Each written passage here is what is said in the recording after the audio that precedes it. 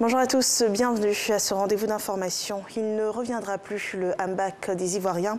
La Côte d'Ivoire est en deuil. Le Premier ministre Ahmed Bakayoko s'est éteint hier. Un décès survenu en Allemagne des suites d'un cancer.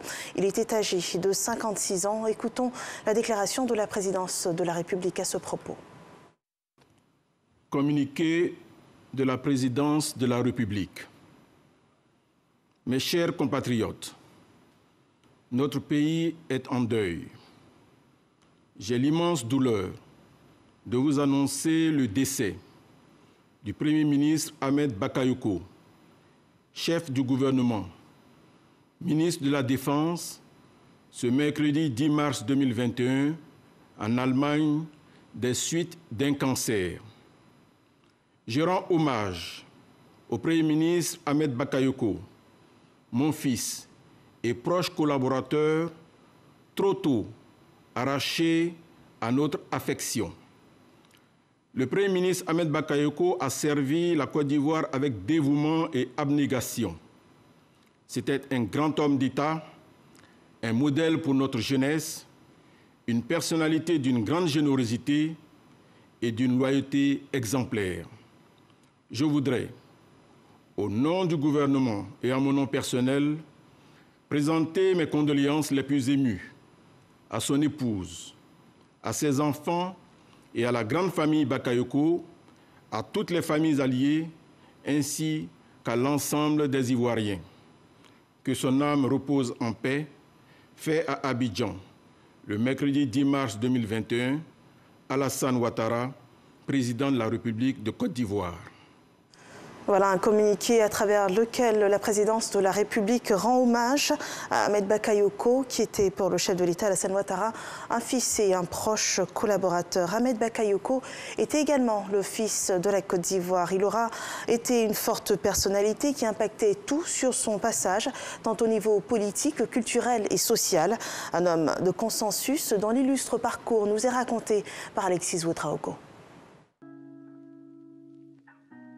Il avait 56 ans.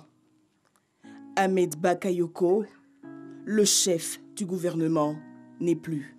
Ahmed Bakayoko, l'ami de tous. Le 30 juillet 2020, il est nommé chef du gouvernement. Devant lui, de grands défis hérités de son prédécesseur, Amadou Gon Coulibaly. Conduire tout d'abord le dialogue politique. Assouplir les tensions sur la scène politique à la veille de la présidentielle de 2020, garantir la tenue d'un scrutin jugé apocalyptique pour plusieurs. Ahmed Bakayoko, l'ami, l'époux, le frère de beaucoup, relève les défis. Ce mercredi soir, le cancer aura eu raison de lui. C'est toute une nation qui pleure un fils, le Golden Boy. Monsieur tout le monde, souriant pour chacun. Né le 8 mars 1965 à Abidjan, il était un fils du peuple par ses classes dans des quartiers populaires comme Adjamé Cocody.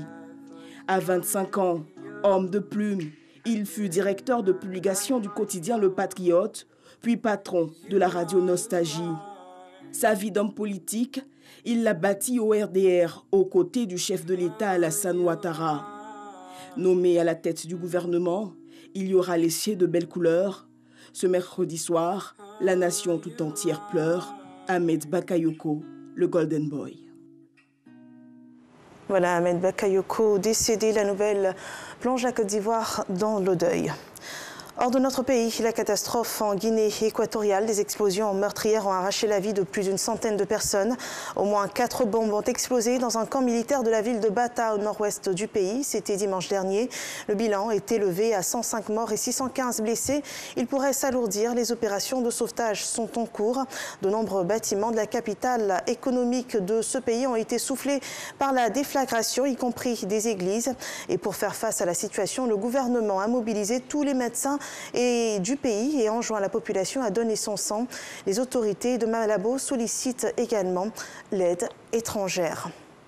L'actualité en Centrafrique, à 3 jours des élections législatives, les autorités annoncent la reprise de Bokolobo, le fief du chef du groupe armé UPC d'Ali Dassara. Une information que dément ce groupe armé, mais sur le terrain, les forces loyalistes avancent depuis plusieurs semaines. Les forces armées centrafricaines soutenues par les forces bilatérales russes et rwandaises se sont déployées dans une grande partie de l'ouest du pays où ont été récupérées les villes frontalières comme Garoua-Boulet ou encore Gamboula. L'objectif de cette offensive est de reprendre le contrôle des frontières et des principaux axes, mais aussi des sites miniers. L'un des enjeux pour les forces de l'ordre sera de pérenniser les positions de l'armée et de rester et de demeurer, de soutenir la sécurité sur ces différents axes tenus.